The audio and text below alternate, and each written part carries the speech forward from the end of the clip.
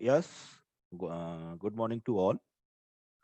In the previous lecture, we have completed the starting of simplification of grammar and why we require to simplify a grammar and what are the various steps that we have to taken at the time of simplification. So simplification means simple. We have to remove the unwanted symbols or useless symbols. We have to remove it. Second one is we have to remove the unit production, and third one is we have to remove the null production. So after removing all these things, we can say that grammar is simplified, right? So now the application is why we require this type of grammar. This type of grammar is helpful for fast parsing, and it is also very useful or very easier for the system to understand. That's why we will apply the simplification on the grammar. So this thing is I already discussed with you. Just we will start with the useless production elimination, or we will construct the reduced grammar as per the given grammar. And after this, we will apply the null production elimination, and then finally unit production elimination. So just I'm recalling the same thing here that I already discussed with you. That I already discussed with you, that how can we say that a particular production is useless or a particular variable, or you can say a particular symbol is useless. So if suppose any grammar is given to you and there is no use of a particular symbol, then that symbol is called useless symbol, and and its production is called useless production.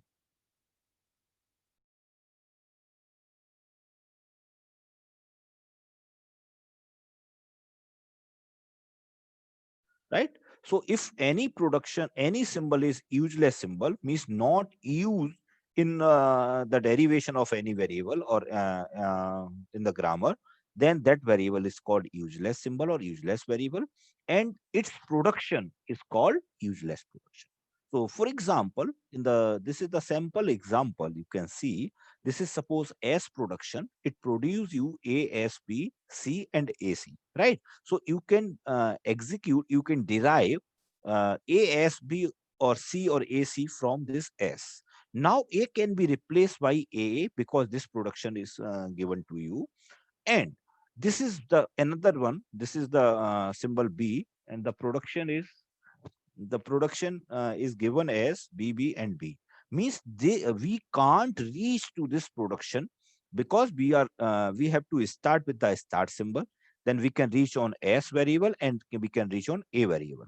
However, A can reach on only A. So never we can reach to the variable B. Are you getting this point? So that means this B variable is, or B symbol is useless symbol, and its production is useless production. So in the reduced grammar, we don't require such type of productions, right?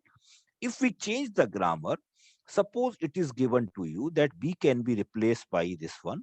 In this situation, you can see that A can be replaced by BB, and then you can utilize this particular production.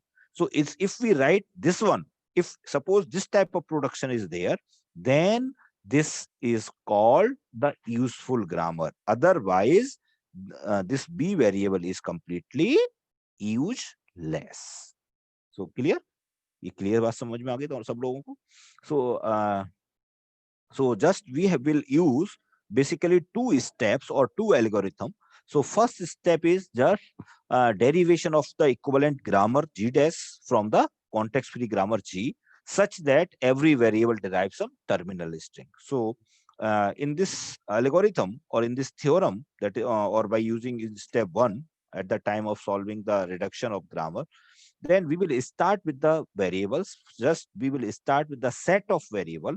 Those are producing terminals. And finally, again, we will find the set of variables or terminals. जैसे V1 में हम लोगों ने क्या निकाला? First, the set of variable, those are producing terminals. So now V2 will be calculated as V1 union the set of terminal and variable means V1 V2 calculate करेंगे तो V1 और टर्मिनल का कॉम्बिनेशन कोई produce कर रहा है क्या variable, just we will write the name of that variable.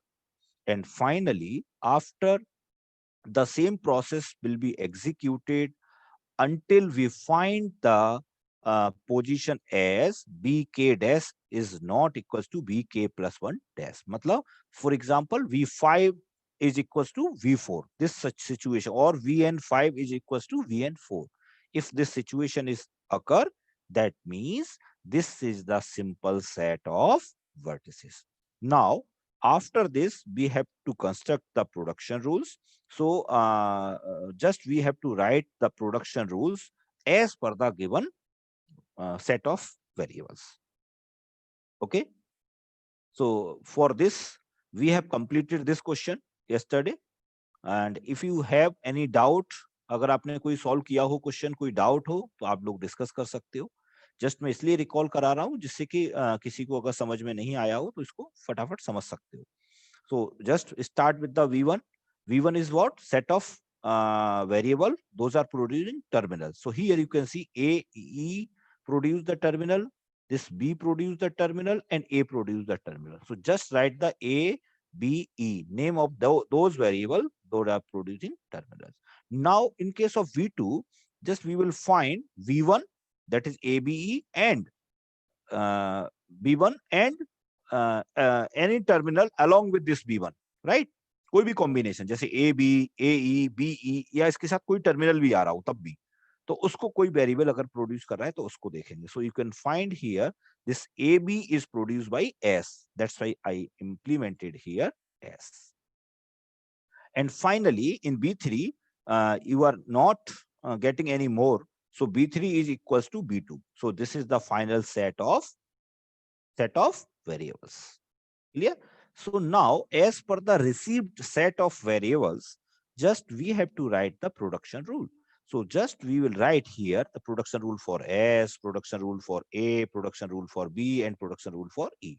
But in case of the given grammar G, you can see easily this production rule is given to you, that is B to C.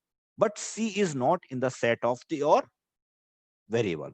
So this production rule B to C will not be included in the reduced grammar, that is G dash. Are you getting this point? So it means that this B to C production is useless production.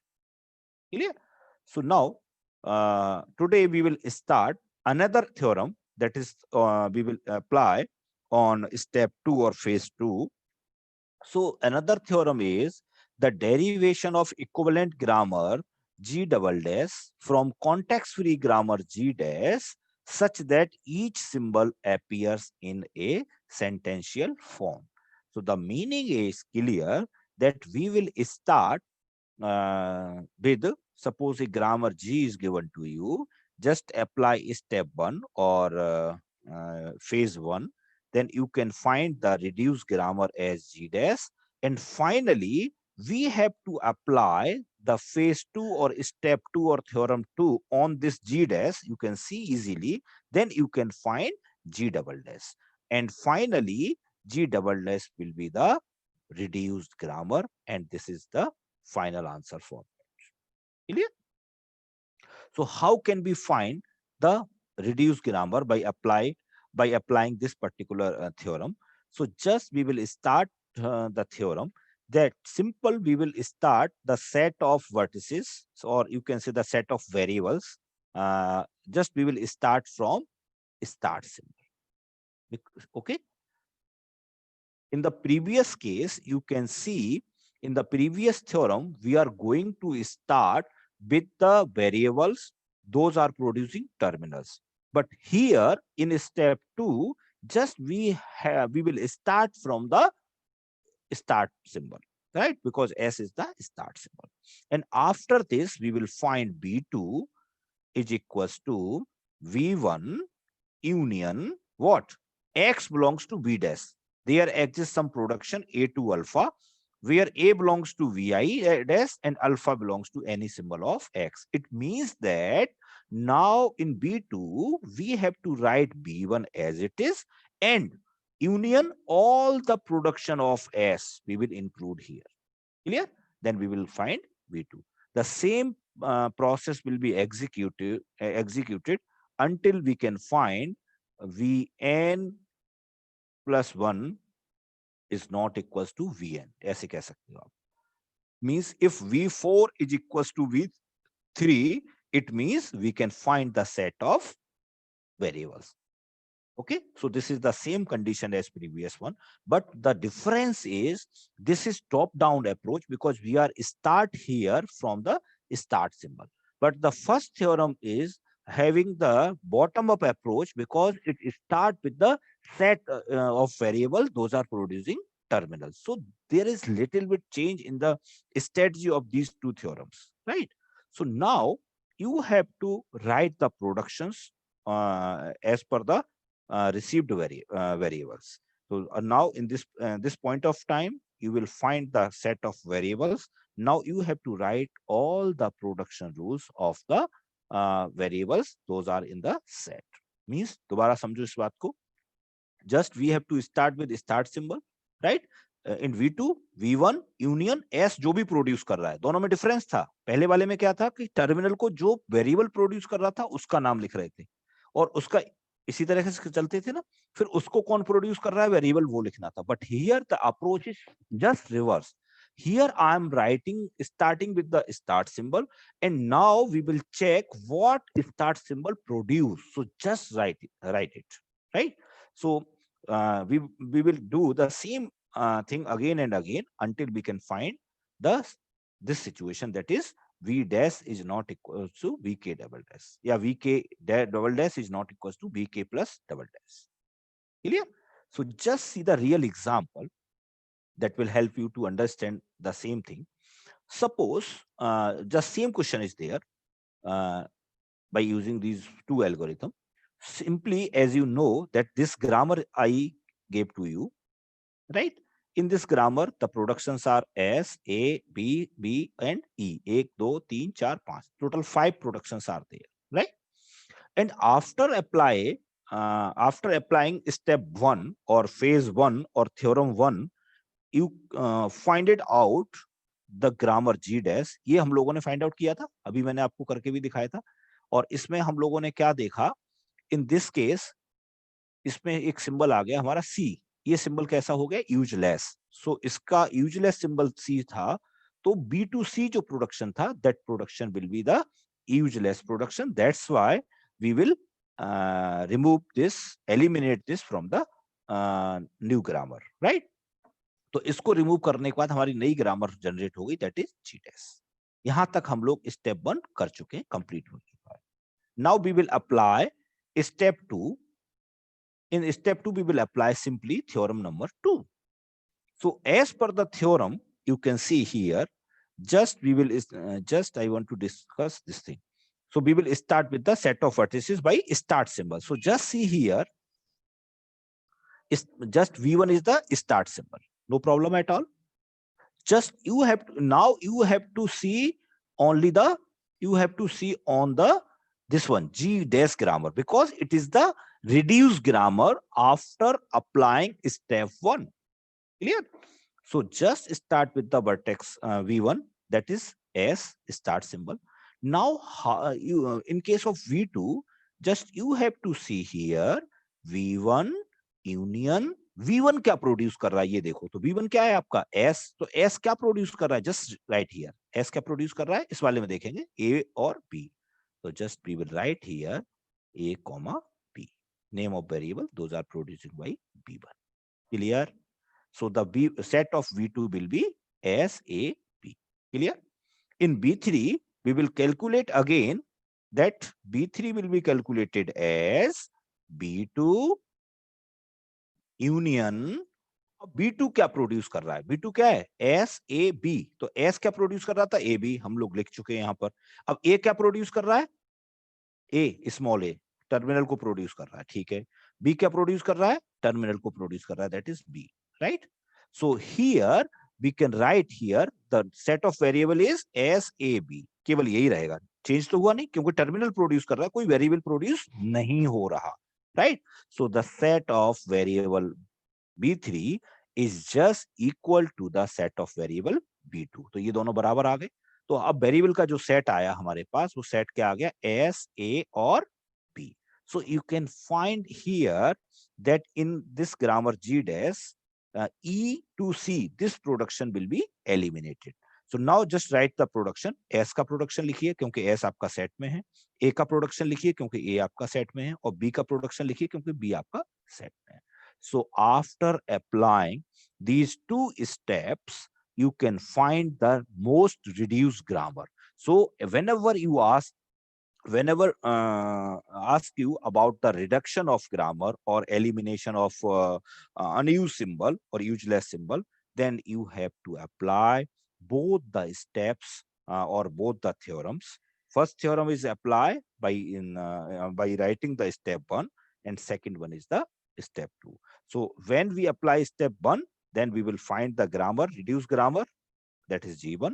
And now we have to apply step 2 or theorem 2 on G dash, then we can find the G double dash. And G double dash will be the final reduced grammar. It is clear? अब समझ में आ गया? Very good. So now, अब आप लोगों के लिए question मैं दे रहा हूं, तो अब आप लोग क्या करेंगे? इस क्वेश्चन को करेंगे इसी तरीके से। आपको दोनों एल्गो आपको अप्लाई करनी है, ठीक है? So मैं इसको करिए पहले।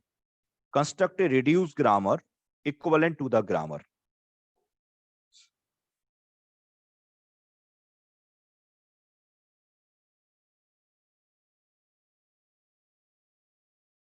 इसको अपने आप से करो। Just construct a reduced grammar means in this grammar, given grammar, first you have to apply step 1 means theorem 1, right? Start with the set of variable, those are producing terminals. So इसमें आप देखो terminal कौन produce कर रहा है? ये terminal produce कर रहा है ना? और कहीं से देखो टर्मिनल कोई प्रोड्यूस कर रहा हो? कोई नहीं कर रहा, सी कर रहा है टर्मिनल। अब सी को देखो कौन वेरिएबल प्रोड्यूस कर रहा है? टर्मिनल कोई भी हो सकता है, तो सी का कोई भी कॉम्बिनेशन कौन प्रोड्यूस कर रहा है? ए को देखो कौन प्रोड्यूस कर रहा है? एस। तो इस तरीके से हम लोगों को थ्योरम 1 अप्लाई करना होगा। इसके लिए आप एक काम और कर सकते हो, इसको समझ लो पहले, है ना, फिर उसको करना। Just note down the question and try to find the solution by own.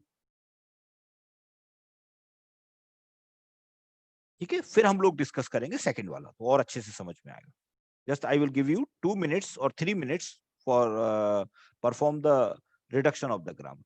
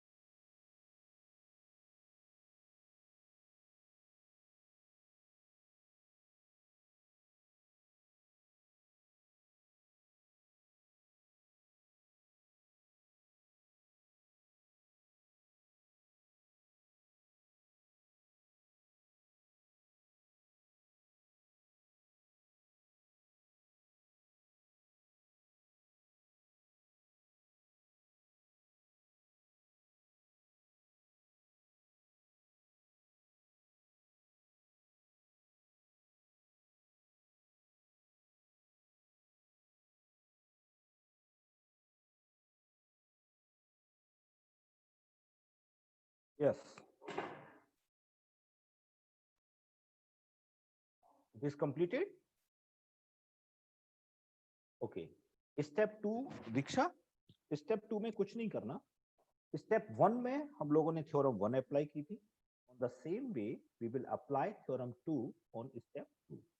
So in step 2, just we will start with the start symbol. जैसे यहाँ पर हमने W1 या V1 जो भी आप यूज कर रहे हो, आप एक जैसा यूज करो, या W1, W2, W3, तो यहाँ भी W1, W2 कर सकते हो, या V1, V2, V3 यूज कर रहे हो तो V1, V2 यूज करो, ठीक है ना? Because set of variable. In case of step 2, just we have to start from start symbol. तो आपने S से स्टार्ट किया। Now in B2, फिर जब हम B2 कैलकुलेट करेंगे तो B2 में क्या लिखेंगे? B1, तो B1 में क्या आ चुका है? S यूनियन S क्या प्रोड्यूस कर रहा है? तो देखो S क्या प्रोड्यूस कर रहा है इसमें। अब यहां नहीं देखेंगे आप, क्योंकि this is the grammar G and this is the grammar G dash. So now, whenever you want to apply step 2, just see the grammar G dash. तो देखो S क्या प्रोड्यूस कर रहा है? A C, तो यहां लिखो A और C। तो नया सेट अब क्या बन गया? B2 S A C बन गया। अब नाउ इसी तरह से B3 निकालोगे तो B3 में क्या आ जाएगा? B2 that is S A C। अब ये देखो S A C क्या प्रोड्यूस कर रहा है आपको? S A C, S A सी, ए क्या कर रहा है? स्मॉल ए, और सी क्या कर रहा है? स्मॉल सी, और एस क्या कर रहा था? ए सी। ये आप पहले ही लिख चुके हो। तो वेरिएबल के सेट में कहीं चेंज नहीं हुआ। देखो आप, एस ए सी इतना ही तो वेरिएबल था पहले भी। इसका मतलब वेरिएबल का सेट एज इट इज रहा, जो B3 था। So now B4 is equal to B3, ठीक है ना? और ए सी यहां आ गया। इससे आपको एक और चीज पता लग गई कि हमारे जो टर्मिनल्स आएंगे वो कितने आएंगे? केवल 2, बस। इसका यहाँ वेरिएबल से कोई लेना देना नहीं है, but it will help you at the time of writing the complete grammar. So after this we can write the grammar, because grammar can be represented by 4 tuples. Vn, set of variable, it is written here. Terminal, it is written here, A and C. Set of production rule and S, where production rule will be S, A, C. इन तीनों की हम लोग production include करेंगे। तो S का क्या आ गया?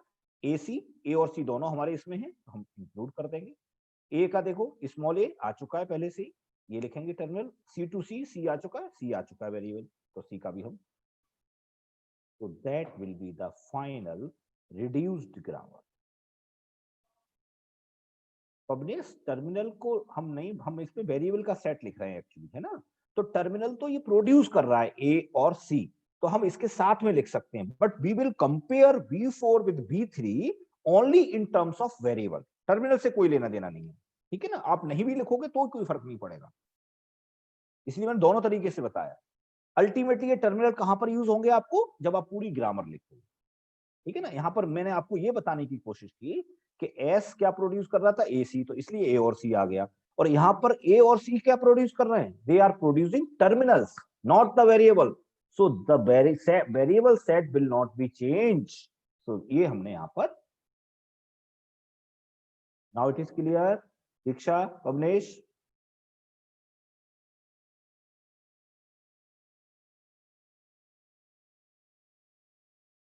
ई वाला बेटा क्यों लिखोगे?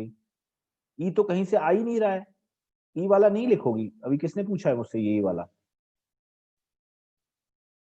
उन्नति, हाँ, ई वाला नहीं लिखेंगे बेटा, क्योंकि टर्मिनल जो प्रोड्यूस कर रहा होगा वही तो लिखोगे आप। तो अगर ई टू ए इसमें ई आ ही नहीं रहा है कहीं पे भी, हमारा वेरिएबल देखो ए आया, सी आया और एस आया, तो ई वाला हम नहीं लिखेंगे, because E is not included in the grammar. तो इस चीज को दूसरी तरीके से क्या कह सकते हैं कि अगर ई नहीं आया, इसका मतलब ई कैसा हो गया? Useless, right? So if any symbol is useless symbol, then we can remove its production. That production will be the useless production. Clear?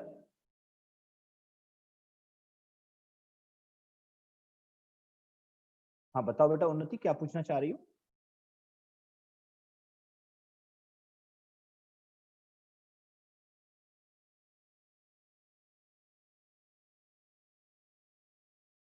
हाँ, या तो आप यहीं पे लिख दो ब्रैकेट में पूरा P, अगर अलग से नहीं लिखना चाहती हो, then you can write all the productions here. ऐसे यहाँ पे ब्रैकेट लगा लो और ये यहाँ पे लिख सकते हो। लास्ट में क्या लिख दोगे? एस, ऐसे भी लिख सकते हो, या P यहाँ लिख दो। अच्छा तरीका ये है, क्योंकि प्रोडक्शन रूल बड़े भी होते हैं, तो just right P here and explain the P additionally.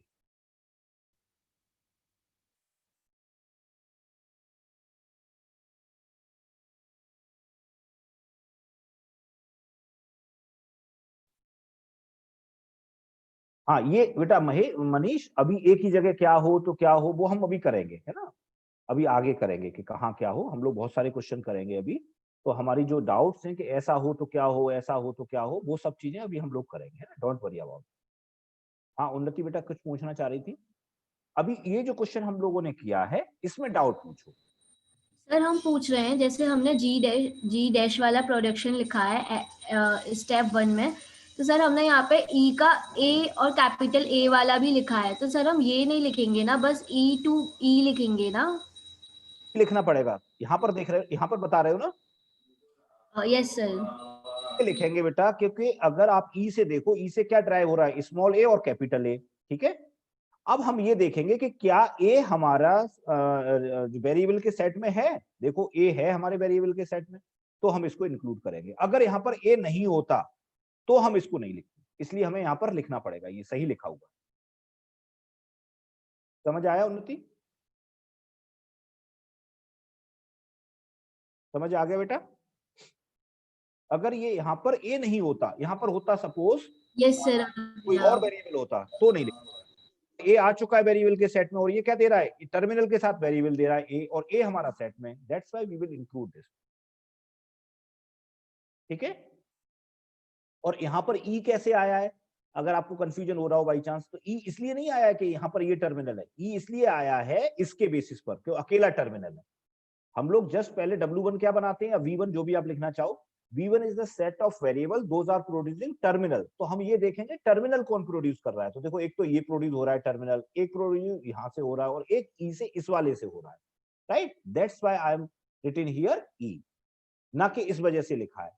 लेकिन जब हम फाइनल इसका वो लिखेंगे, प्रोडक्शन रूल लिखेंगे, तो इसको इसीलिए इंक्लूड करना पड़ेगा because E is going to produce AA, where A is the variable. So A is also already in the set of variable. That's why we have to include. अब clear हो गया बेटा उन्नति? अब ऑन द, इसमें कोई doubt हो किसी भी तरीके का पूछो,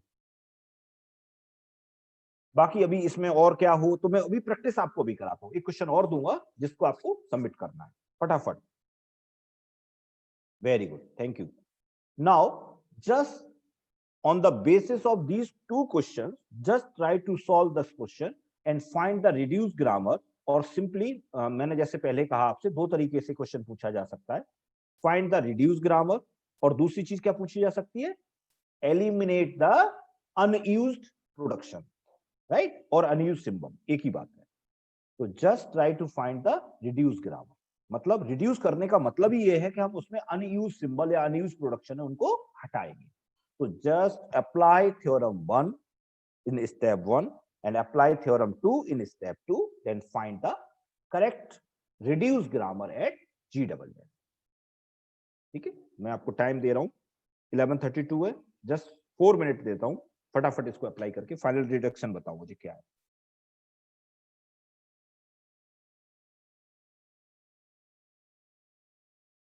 जस्ट स्टार्ट कहां से करेंगे, V1 या W1 से। क्या है W1, set of variable those are producing terminal, तो सबसे पहले वहां से स्टार्ट करेंगे, फिर उस वेरिएबल को और उसके साथ टर्मिनल का कोई भी कॉम्बिनेशन, कौन सी थ्योरम याद रखेंगे, ये वाली, वेरिएबल Vi जो हमने V1 पे निकाला है उसके साथ टर्मिनल के कॉम्बिनेशन में कोई भी प्रोड्यूस कर रहा है उस वेरिएबल को लिखेंगे। कहां तक लिखते जाएंगे, जब तक कि हमारे पास कंडीशन सेटिस्फाई नहीं होती है, Vk dash is not equal to Vk plus one dash, right, and finally we will write the production. ठीक है, फिर अप्लाई करेंगे थ्योरम 2। थ्योरम 2 तो और आसान है, स्टार्ट सिंबल से अप्लाई करना है। फिर इसके बाद हम लोग आंसर मैच करके देखेंगे सभी का आंसर एक आ रहा है या नहीं।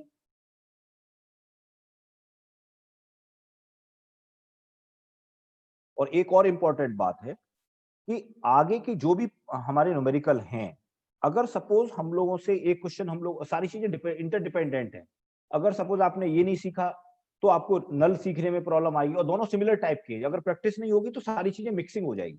अभी तो आप इंडिविजुअली एक पढ़ रहे हो तो आपको समझ में आ रहा है, बिल्कुल इसी तरीके का थोड़ा सा डिफरेंस है। आप क्या पढ़ोगे, एलिमिनेशन ऑफ नल, देन उसी तरीके का लगभग क्या पढ़ोगे, एलिमिनेशन ऑफ यूनिट, और फिर नॉर्मल फॉर्म भी पढ़ोगे, तो उसमें ये सारी चीजें अप्लाई होंगी। तो ये बहुत इंपॉर्टेंट पार्ट है कि अगर मैंने आपसे नॉर्मल फॉर्म का क्वेश्चन पूछा है और आपको सपोज ना नल, एक कोई भी चीज नहीं आती, नल नहीं आता या तो, या मान लीजिए रिडक्शन नहीं आता, ये यूनिट नहीं आता, in this case you can't find the normalisation of the graph. तो इसीलिए बहुत इंपॉर्टेंट पार्ट है।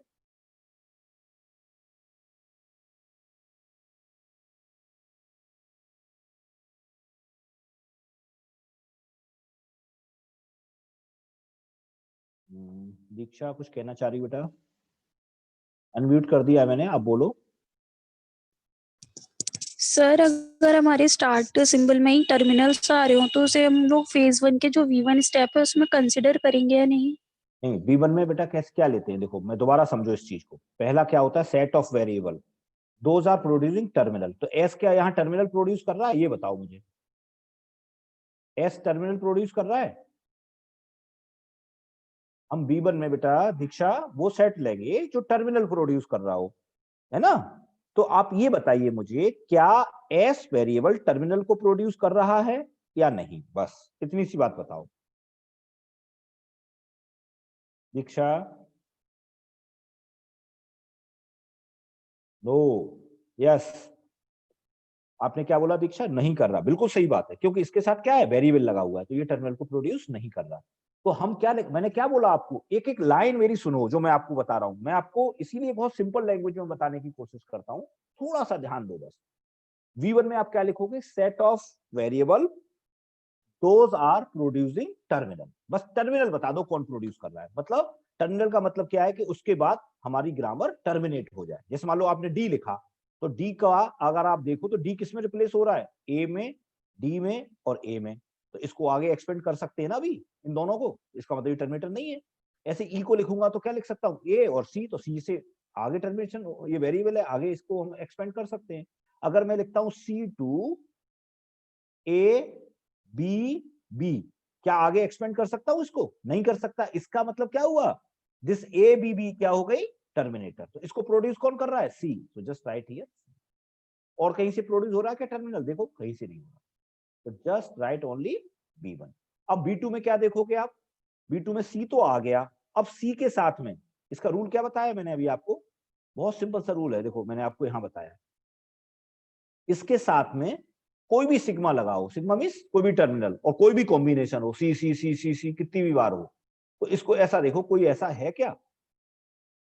अगर है तो आप उसको लिखेंगे। तो जस्ट सी हियर, सी के साथ कॉम्बिनेशन देखो, टर्मिनल कोई भी आ सकता है। तो सी के कॉम्बिनेशन में क्या है, सी का कॉम्बिनेशन हो गया, ये क्या हो गया, टर्मिनल यूनियन सी का स्टार। इसका मतलब क्या है, टर्मिनल कोई भी हो और सी कितनी बार भी आ सकता है। तो कौन सा है, इस वाले में ये वाला आ रहा है। इसे कौन प्रोड्यूस कर रहा है, ए। इसके साथ B2 में क्या और आ जाएगा, ए। और देखो कहीं सी को और कौन प्रोड्यूस कर रहा है, ई, ई भी आ जाएगा। ठीक, बात खत्म हो गई। अब B3 की बात करते हैं। अब आगे चलिए, B3 में क्या ए को कोई प्रोड्यूस कर रहा है, सी को कर रहा है, सी वाले को तो आपने लिख लिए पहले ही। ए को कोई कर रहा है, देखो यस, ए को कर रहा है एस, तो अब यहाँ एस लिखा जाएगा। ठीक है, सॉल्व तो कर ही दिया मैंने।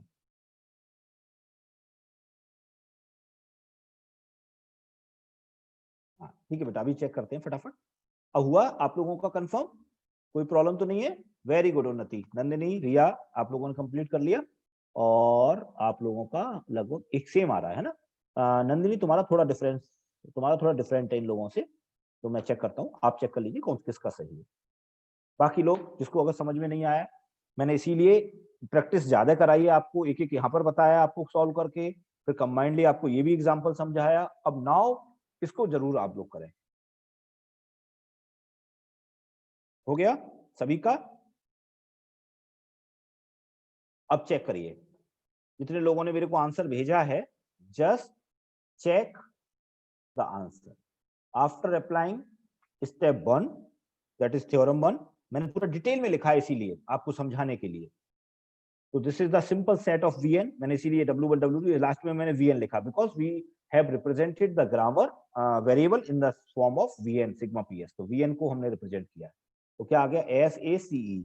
अब SACE के बाद क्या करोगे, S के प्रोडक्शन लिखोगे, कौन सा, A, ये वाला आ गया। दूसरा A का लिखोगे, A का देखो कौन सा लिखेंगे हम, ये वाला, D वाला नहीं लिखेंगे। क्यों नहीं लिखेंगे ये वाला production, why we are not including this one, because D is not in the set of variable। तो हमने D वाला छोड़ दिया, ये आ गया, लिख लिया। D वाला नहीं लिख सकते, E वाला, ये वाला लिखा जाएगा, ये वाला पूरा रिमूव हो जाएगा। तो this will be the reduced grammar, that is G dash, after applying step 1। If anyone of you have any doubt then please let me know. मैं बार बार फोकस इसलिए कर रहा हूं कि ये बहुत इंपॉर्टेंट पार्ट है रिडक्शन का।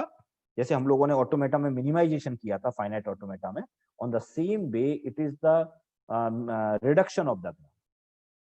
सर बताओ बेटा। सर इसमें SADCE नहीं आ सकता क्या?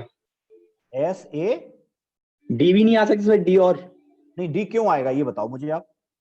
डी तो आप देखोगे ना, डी क्यों आना चाहिए कि नहीं, वो तो थ्योरम के हिसाब से चलेंगे हम लोग। देखो सी को कौन प्रोड्यूस कर रहा था, सी को देखो कौन प्रोड्यूस कर रहा है, सी को यहां से देखो BCC, ये प्रोड्यूस कर रहा है ए, तो हमने यहाँ पर ए लिखा। और कौन कर रहा है सी को प्रोड्यूस, ई, तो ई लिख लिया।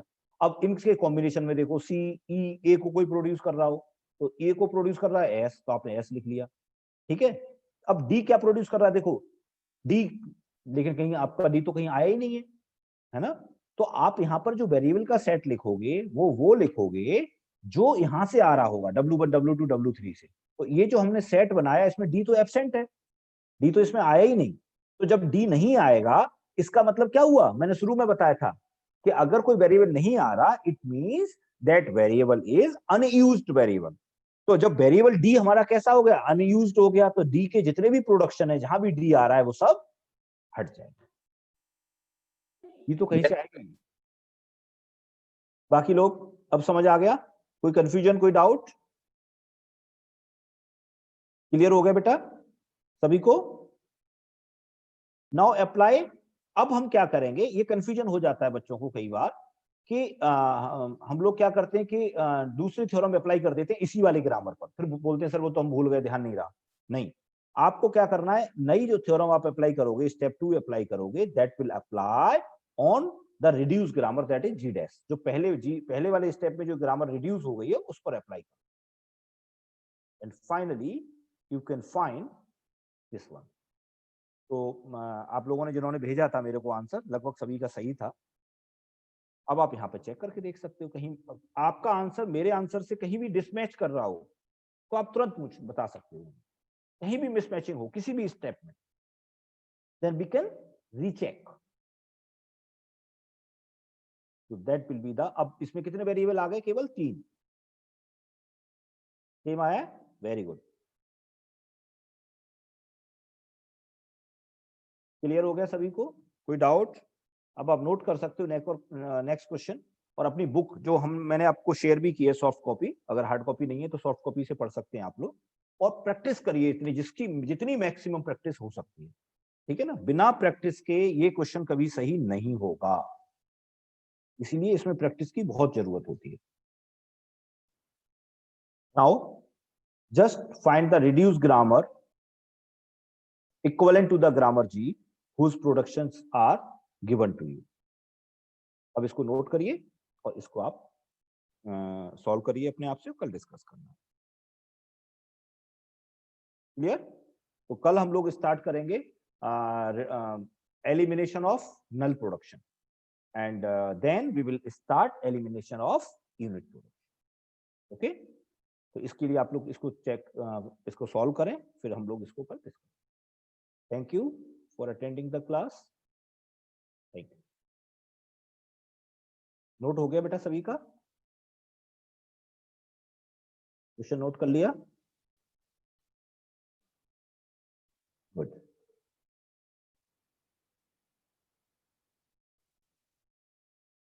तो इसको आप प्रैक्टिस के लिए करिए, और बाकी की आप नेट से देख सकते हैं क्वेश्चन, कितने भी क्वेश्चन करिए, जितना आप ज्यादा क्वेश्चन करोगे, जितनी ज्यादा प्रैक्टिस करोगे, उतना आपको अच्छा समझ में आएगा।